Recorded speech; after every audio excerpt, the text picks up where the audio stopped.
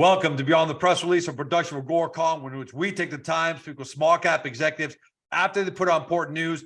Guys, for those of you out there who love drones, drone technology, you're seeing them going way beyond recreation and really into our lives with real solutions, then you're going to absolutely love this interview with Cam Shell. He's a chairman CEO at DraganFly, trades on the stock symbol DPRO, both on the NASDAQ and in Canada. This is an award-winning, life-saving, record revenue-generating, industry-leading drone solutions company. They're doing all of that. They're established back in 1998, considered the oldest commercial drone company in the world.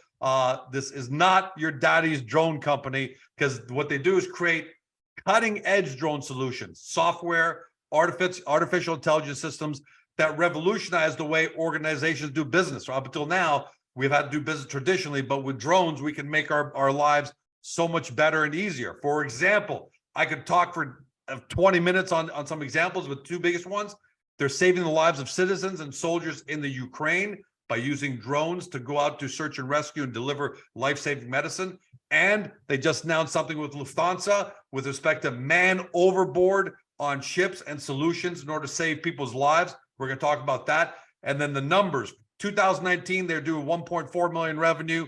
Last year, they did over $7 million revenue. And right now, they're well over 6 million just for the first 9 months. Let's talk about the amazing things at DraganFly. Cam, welcome back, my friend. Thanks, George. It is always so great to be with you. I mean, your knowledge and energy are just great. So thanks for letting us be in front of your folks. Yeah, buddy. Look, what you guys do really gets me going, because Agoracom is all about finding those next amazing companies. That's what gets me up in the morning, not revenue and things like that. And when I see the kind of solutions you're bringing to the world, it's super exciting. So before we get to a couple of solutions, quick question on macro. How's the macro environment for drone solutions? I'm not talking about me flying a drone over my house, take pictures and video of my family, but real drone solution to solve problems in this world. How's that macro environment looking for you guys? Well, it's unbelievable. It's like the numbers right now suggest that the industry will move from a $30 billion industry to a $55 billion industry over the course of the next 6 years. Now, what's really important to note about those numbers is that current $30 billion is about 96, 97% military. So that would include very large, multi-billion dollar type, multi-$100 million type systems, where the $20 billion of growth over the next 6 years, 80% of that is commercial, according to multiple very credible reports. So more stuff that we would use around our offices or buildings. This is really mainstreaming now. Now that doesn't include that. Those reports do not include the impact of Ukraine and what's changed basically in warfare or defense because of the lessons learned out of Ukraine. So those numbers are actually probably conservative. But I'll be candid, at this point, it doesn't even matter, because we'll never keep up with demand. If there was 10 Draganflies right now, and it's a very difficult business. It's very intricate because it's not just hardware. It's hardware, it's systems, it's service, it's software, it's AI, it's a lot of information. And really what people are looking for here is the end result, not necessarily the drone platform. But the drone platform is incredibly key to deliver that end result. So anyways, it's all systems go. And I'm happy to get into why it's all systems go, if that makes sense for you. But it's, there's probably $20 billion of growth. A lot of that is going to happen. A lot of the manufacturing for that is going to happen in North America because of security, credibility, and global concerns. So disproportionately, the manufacturing base, probably for one of the first times in the last 50 years, is in this particular industry, anyways, is going to happen in North America. So it's a pretty exciting time. And look, just the other day, just by fluke, I was watching BBC or something like that, and I saw now that they're using drones to just simple but very powerful applications that you can use around the world. They're using drones to reface buildings that had to be updated. The paint was chipping and things like that.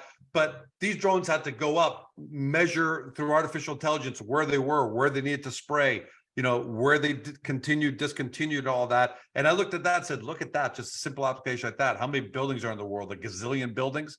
Just on that alone, you can keep the drone industry busy for the next 10 years, right? And Yeah. so you're in a position, Cam, is it fair to say you're in a catbird position where you can pick and choose the projects you want because there's so much demand from different applications? Absolutely. And that seems like it's a pretty luxurious position. And it is, because we spent the last, 10, 15 years, working hard to make payroll and grinding out every single customer out there. But at the same time, it's a crucial time because you're really deciding where to make your bets. And so every decision you're making right now, as with your team, is very, very strategic. And so for us, those strategic decisions, obviously take in the sides of the markets that we're going after, but the moats that we can build around those markets and how long our strategic differentiators can last. So we're very, very focused on margin protection over the long term, because we've had the luxury of the experience of seeing every North American manufacturer go out of business in the last 20 years, except for DraganFly. And so we're super, super conscious on margin management and protection. And so you're right. We do get to pick and choose. But they're critical decisions at this time, which we hope will build the base for a multi-billion-dollar platform that we're standing up right now. The solution may be most well known for obvious reasons is your ongoing humanitarian efforts in the Ukraine, where your drones are being used to literally save lives, deliver life-saving medicine to soldiers, citizens who you just can't get to them any other way. They're behind enemy lines, or their buildings are down, streets are blocked. Just give us an idea of how things are going there, and you're expanding into landmine detection and other applications, right? Yeah, so certainly toward the beginning of the conflict, when we were lucky enough to be invited to participate, it was a lot about getting emergency medical supplies into besieged areas. The greatest application of which was insulin, but it also included, unfortunately, things like rape kits and then medical kits and water and, places where you couldn't get ambulances into. So it was really innovative, and that gave us an opportunity to learn an awful lot about, the territory, the dynamics, the conflict, how to pilot, jamming, electronic warfare, a lot of things that gave us a heads up. Now, the need for besieged delivery has diminished considerably. However, we're seeing what we call in theater delivery, so defense type delivery of logistics and those types of things now really start to pick up. We're doing reconnaissance and surveillance work with our drones. We're doing search and rescue work with our drones by far right now, but and counter drone work. So a lot of electronic jamming, a number of different techniques is probably the best way to say to counter other drones coming into territories. And so a number of those systems are being stood up right now. And then landmine detection, which is something that we've been really, really fortunate, quite frankly, because of the mining survey work that we've done in the past, and the algorithms that we partnered and built with on that has gave us some great insight as to how to provide mine detection work up front. So we've been very active over the last year in developing those systems, those processes, the hardware, the AI around it. And so we're now active with crews on an ongoing basis in the Ukraine, doing reconnaissance missions of those actual areas, doing all the prep for the drones to go in and actually do the mine detection work with some of the largest organizations in that world. There's 40 years of demining work that needs to happen in the Ukraine alone. And of course, this interest has now driven interest from all over the world. I was about to say that it has to be driving interest from, there are other countries that have the same kind of problems and need those solutions. And by the way, interjection here, PSA, public service announcement, for anybody who's watching this for the first time or hearing about DraganFly for the first time, now you know why I said at the beginning, all kidding aside, this isn't your father's drone company. This is about drones flying over homes, used for real estate, selling real estate, taking pictures and video of families. Those are great. These are real, unbelievable, intricate solutions. You talk about drones have to fight off jamming, right? Radar jamming just to try and do their job, and counter drone work. So that's why, Cam, you guys have built this incredible moat, or are building this incredible moat to be what you've said in the past, one of the top 2 drone solutions companies in the world. You still have that goal? You still think you guys can get there on that? Yeah, no, we're definitely schools of Jack Welch. When if you're going to be in a space, you want to be number 1, 2, or 3. And so not just in terms of a drone company, but in terms of the specific verticals and the things that we do, we want to really be able to drive such value and unique value to our customers that we're 1 or 2 or 3 in that particular vertical. And you bring up a really good point, George. Unfortunately, conflict drives a lot of innovation. And, in the past, we've seen defense budgets, focus, whoever generally controls the airspace, dominates the area of theater. Right. And up until the last year, that area of theater has been dominated by very expensive air systems, right? Integrated with satellite and very expensive drone systems and manned aircraft. And, so generally it's only the very rich contenders in those areas that tend to have the ability to dominate. What we've seen in the last year is that from 10,000 feet down, which is where all your tactics are required, that airspace is now dominated by small UAS. So drones that are $5 million or less, and typically drones that are about $100,000 or less. And we kind of like our least expensive drones, about 35 grand, and scales up to $250,000 type of thing, depending on the payloads and such. And because, there is sophisticated electronic warfare and jamming and all kinds of stuff that are now needed to be included on these drones. So a little $2,000 drone or $800 drone just doesn't, it's got a shelf life of about 2 hours now. So, but that all being said, now, so we're seeing these massive defense budgets move very quickly into small UAS from a strategic level, a tactical level, and a deployment level, right down to the patrols. So there will certainly not be a company, much less a patrol, that will operate in the near future without drones, drone support, integrated, the whole, so this whole notion of air dominance has completely changed. And so that's a massive factor on the defense side. And now, we're not a military contractor. We don't build anything that shoots, but we certainly do everything that does reconnaissance, surveillance, humanitarian, landmine detection, logistics, delivery of blood on the battlefield, all of those types of things. And then all of these things are now translating over to the commercial space very, very quickly. So as big as we thought the market was, it's growing much faster. Well, so many companies, so many great technologies were born out of the military applications. Again, you guys are not offensive military, but out of being in military theater applications.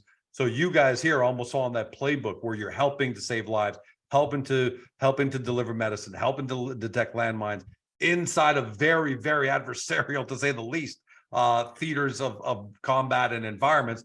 And then you can just translate all that skill, all of that into so many applications on the commercial side in the real world, right? Yeah. So I think you're going to be one of those companies. And to that extent, Cam, you've also entered a couple of big partnerships, one with Vermeer and one with Skybrowse. Really quickly talk about those, because they look like they're really adding on some superpower to you guys. I'll tell you, both of these companies are amazing organizations. Vermeer allows drones to operate in GPS denied or spoofed environments. So GPS, what does that mean? Spoofed environment? Denied we can get, but what's a spoofed environment? Spoofed environments is basically an environment where there's generally heavy electronic warfare, and so your electronic systems are either jammed, right, and or they're spoofed to the extent that you see things that really aren't there, swarms of drones or other aircraft or other types of things. So you can't rely on your typical navigation systems that might be out there. And so what this organization does is it actually brings in the latest of all the virtual maps of these areas. It uses incredible AI. It uses all forms of communication, navigation, and switches between them all. Puts the pilot in a virtual world that's operating in the real world. It's unbelievable, and so they've won some incredible defense contracts, and so they're now equipping their technology onto DraganFly drones to be utilized with both sets of our customers, because our drones are just really well suited, not just for their technology, but for the defense customers that they're deploying with. So, I mean, when I say smartest people on the planet, they're really, I might not be, overstating that. Really incredible organization.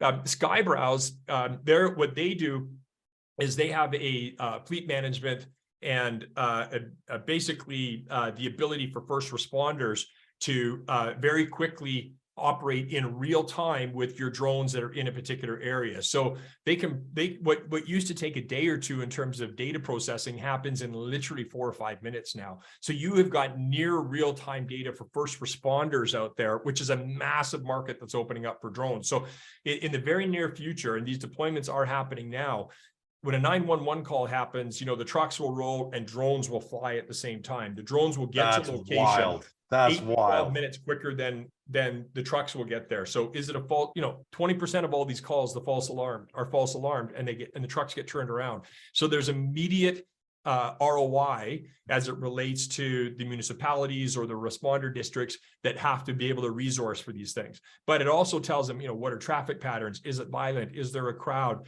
Hey, wait a minute, we need insulin on site, or we need blood on site, or hey, there's people on site that actually have medical capabilities or emergency responder capabilities, and we need to get them an AED in the next 5 minutes before the ambulances even get there. So these are the, it just makes so seconds and minutes save lives, right? That's going to shoot up the percentage of lives that we're going to be able to save through first responders. Well, and it's less expensive, and it saves money, and it so it kind of like checks a bunch of the boxes out there. So Skybrowse is a fleet management and data processing software that allows things to happen like very, very complex things to happen in near real time, not just being able to see what's going on. You left out partnership, and you left out super cool, because there's nothing better than being unfortunately, you don't want to be in an emergency situation, but see drones come flying in to assess situations, get you what you need before, here comes George and Cam in the ambulance trying to get through traffic and everything. That that just makes everyone feel great. Well, because those moments, you're so right, George. Those moments which seem like hours before our incredible first responders show up are just probably the most anxious-ridden moments for people, right? So if you've got presence there, 4, 5, 8, 10 minutes quicker, right?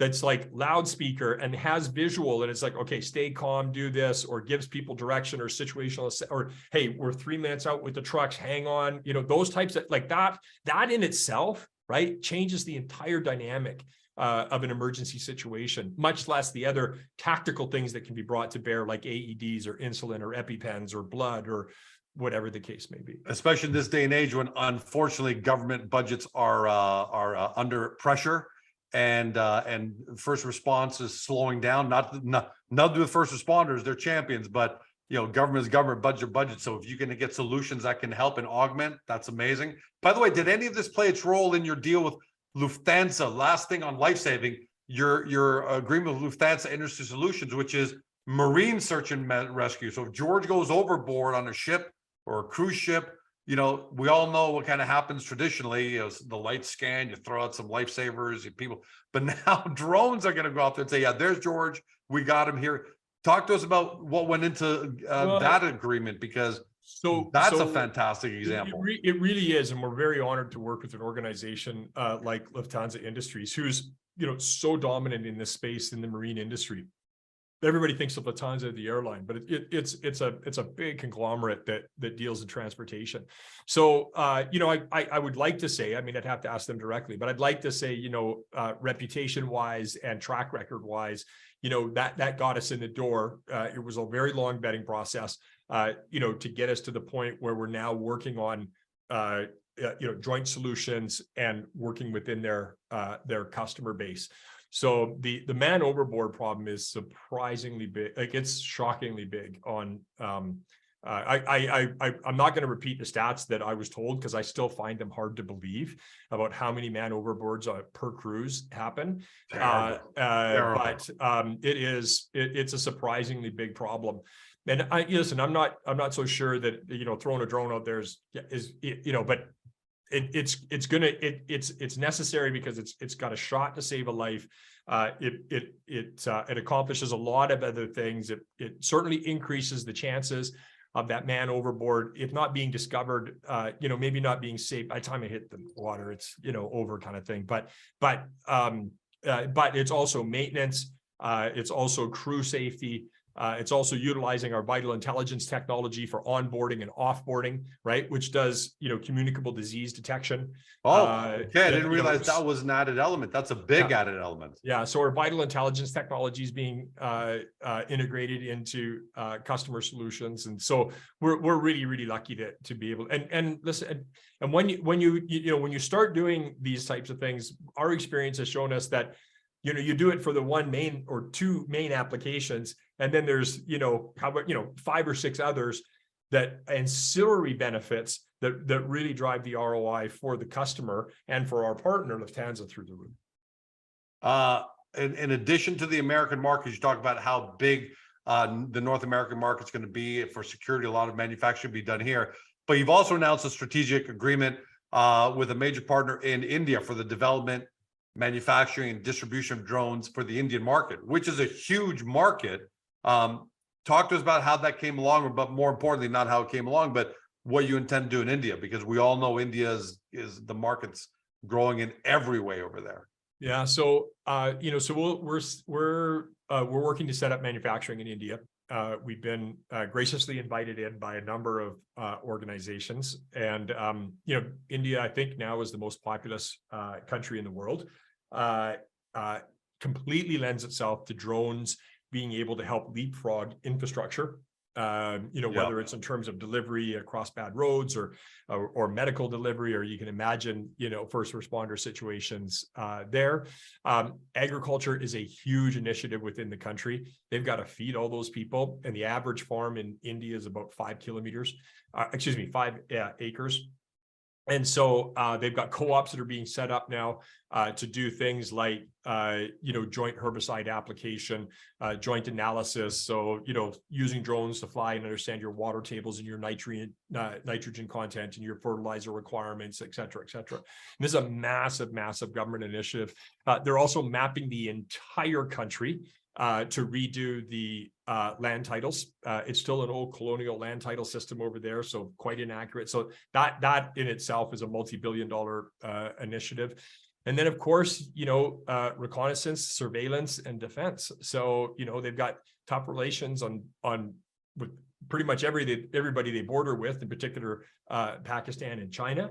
And Chinese technology is off the table now for them. So they're, and Russian technology is off the table for them. And so they're looking to Western Europe and North America in particular, again, because of the security protocols and credibility, to be able to provide technology. They've had some homegrown efforts that haven't gone as well as they'd like.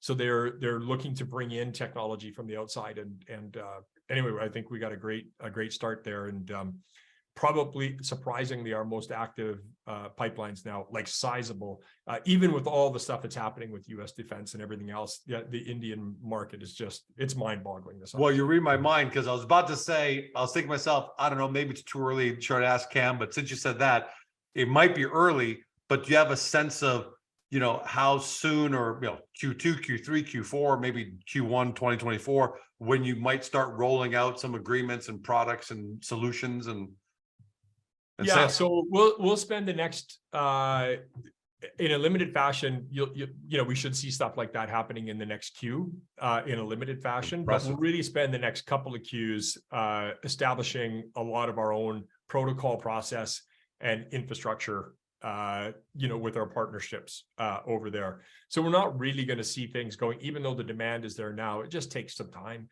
and so we're not really going to see things open up and hammer until Q2.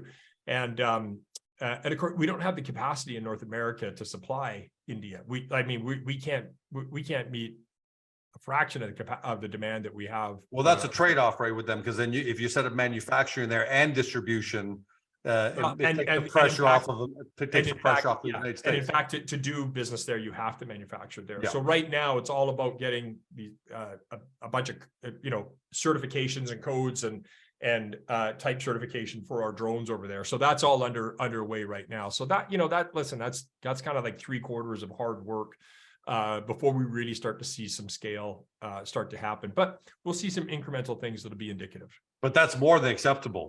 9 months of setting the groundwork, talking to your partner, figuring out things for a market the size of India that, knock on wood, It's will pay off dividends for decades for you. 100%. I mean, I think it's a huge milestone that you got that partnership, and now you're talking about manufactured distribution. Yeah, and it's interesting. We've talked before about this too. In those types of markets, like what we've seen in the Ukraine, you have to be there. Like, I mean, to really be credible, you have to be there. You can't try to like, oh, yeah, we'll send over some stuff or we'll do some Zoom calls or whatever. You need boots on the ground. You need people there. You need to show commitment.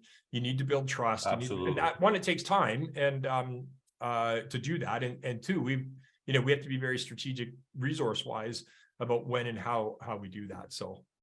And since you're there, just one little drone hop over to Dubai. And I was thrilled to see that news that you guys were at the World Police Summit in Dubai. Why? Because I had started reading, look, I went to Dubai for 3 weeks in February. I think it's the most forward-thinking, visionary, super intelligent city / emirate in the world. It's unbelievable. But I remember seeing a couple of years ago that Dubai was going to start using drones specifically because of their traffic issues. When there's a traffic accident, everyone, including the first responders, are stuck way back. So they started using drones to deliver police and first responders, right over all that. And now here you guys show up at the World Police Summit in Dubai. Maybe just a minute on how that went, because it's nowhere as big as India, but it might be more influential because the whole world, I think, is looking to Dubai for future-proofing their cities and their countries. Well, certainly that market's not afraid to lead. And so that's somewhere that we really like to, participate in terms of innovation and such. So our solutions like Drone in a Box, which is really going to take off over the next 18 months, are really important in those areas. Autonomous flight, autonomous delivery, in particular areas around, first responder, where we have a fair amount of experience, are really important to us. Construction is a big area over there. So that's going to be interesting to see the utilization of our heavy lift drones, on construction sites and such. We don't do the air mobility, so we don't transport people. That's a different kind of class altogether. But but everything else that kind of goes around, we're deeply involved there. And we've been in the area for quite some time. We did a lot of work with the Dubai police, specifically in our vital intelligence technology. And so we've got, kind of like longstanding relationships that we're building on top of right now. Cam, I can't believe, I think you almost make it look too easy. And I say that tongue in cheek, but you almost do. But Ukraine, Lufthansa, going over to Dubai, India, potential, manufacturing distribution. It almost looks like, yeah, sure, we all need drones. So I guess Cam is just, leading the way there. But I know as an entrepreneur, I know as someone who's been in the small cap world, dealing with companies, see how they struggle just to get in the door. Forget about getting the door, get an agreement, and start selling something, right? And you guys are doing that. Buddy, I just want to say hats off to you. And I don't have to say that just because you're, a client and, more importantly, a great friend. I don't have to say that. But the fact of the matter is, I can't believe what you guys have been able to pull off in terms of, penetrating markets, penetrating big strategic in situations, and getting your products in there on behalf of shareholders who watch this company grow. And I just want to say that, and I'm sure you're going to say great things about your team, because we know it's not just you, but hats off to you guys, man. It's so gracious and nice to hear, George, because it's hard. It's really hard work, right? And you're trying to make the quarterly numbers, and the reality is we got it. Like we're like this will unfold. It's ours to screw up now for sure. And where we're at is that our growth is about to, in my opinion, our growth is about to absolutely just go, ballistic. But between now and then, between the regulation and the products and everything else, and now getting capacity to the point where we actually can be growing, because we've kind of topped out this last 2 quarters of work that we've been doing, in order to, start to bring new production online. And so we're really excited about what that's going to mean for us in the coming year. But yeah, we have an incredibly strong team who works ridiculously hard. And I get plenty of friends and family members that, are like, every time we see you on a video cam, you look like a year or 2 older. And I think that's true. And I'm sure, and the rest of our team, the only person that looks better every time I see him is you, George. So Cam, I started off this at the beginning by saying what gets me up in the morning, because people say to me, George, you're the founder. Why don't you hire on people to do these interviews now? Why are you always at these shows and your boots on the ground? And I tell everyone, and more point, I tell myself, what really gets me going is not just the business, but it's that every day I have the potential to discover and then grow with a company or companies that are going to change the world. And it's not easy. It's not, doesn't happen every day. It doesn't happen every year. But DraganFly is one of those companies that I feel like, man, we teamed up with you because you and I happened to meet at a conference, 3 years ago, and we've grown this amazing relationship. To watch you grow this amazing company, this is what gets me going. And I can't tell people at home, guys, this is for everyone at home, I can't tell you go buy the stock, because that's not my job to tell you that. You have to do your own analysis, figure out what works best for you. But for me, I'm just saying, I think we're on the precipice of discovering a company that's potentially going to change the world in a big way. We're going to look back 3-4 years from now and say, remember when DraganFly was, just a Canadian listed company, small cap, then they moved up to the NASDAQ, and now they're this. And I really thank you for that, because that's what gets me going. And DraganFly is one of those handful of companies that makes me feel that way. And it's amazing to watch, buddy. It really is amazing to watch. You're always so gracious. I mean, seriously, George. It's true. It's true. Next week, I have the great pleasure of being able to speak at the A360 Summit. Like some of the biggest names, the Tony Robbins, the Oculus founder, Wow. Peter Diamandis. And I've been graciously asked to talk about drone aid. Beautiful. Right? So drone aid, our moonshot, if I can call it that, as Peter Diamandis kind of frames up these things, is to build a network of millions of humanitarian autonomous drones, right? That don't operate under the auspice of a country or a government or any special interest. So it kind of operates like the internet, right? And can instantly respond to humanitarian needs and requirements. One, obviously to deliver the immediate emergency needs, but two, also to build an AI database of how AI can serve humanity, right? In humanitarian efforts. And this is kind of like the really, really big picture, that, the story behind the story. Like, so DraganFly, we believe, is a great story, and we're working really hard at it.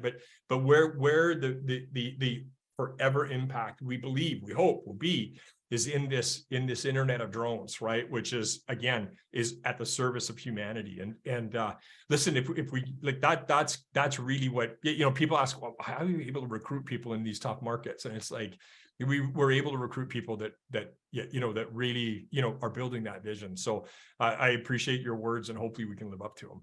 Well, one, I know Peter Diamandis is, not just because he's Greek, but his book, The Future is Faster Than You Think, is a book that I started reading 3 years ago, and I gave it as a gift to a lot of people. Christmas back then, I keep telling people, because he's at the forefront of where technology is going and should go in order to help the world. So the fact that you've been invited to that.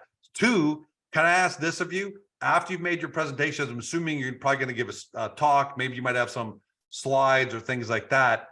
If you don't have a recording of that, maybe we can do it again together so everyone can see that side of, that real big picture visionary thinking that I didn't even think about until you just brought it up. So if there's a way to share with people the following week after that, that would be amazing. Say hi to Peter. I know a couple of his people that work with him, actually. So I'm going to talk, and I'm going to make sure I talk to them and take extra special care of you. Not that you need it, but dude, you're amazing. Congratulations. Good luck at that. And I can't wait to find out how that goes.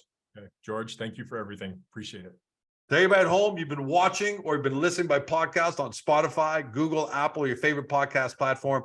To Cameron Shell, he's the chairman and CEO of DraganFly, trades on the NASDAQ, DPRO, same symbol in Canada, DPRO. For those new to the story, but you're excited, you love it, you know the future of drones and solutions, and you want to be part of the story and do your due diligence, get their profile page on Agoracom, just punch in DraganFly or their stock symbol. And then once you've got that foundational knowledge, you really understand what their business is all about, then head over to the company's website to do your deep dive due diligence, because that's where the science and all the technology really gets deep for you.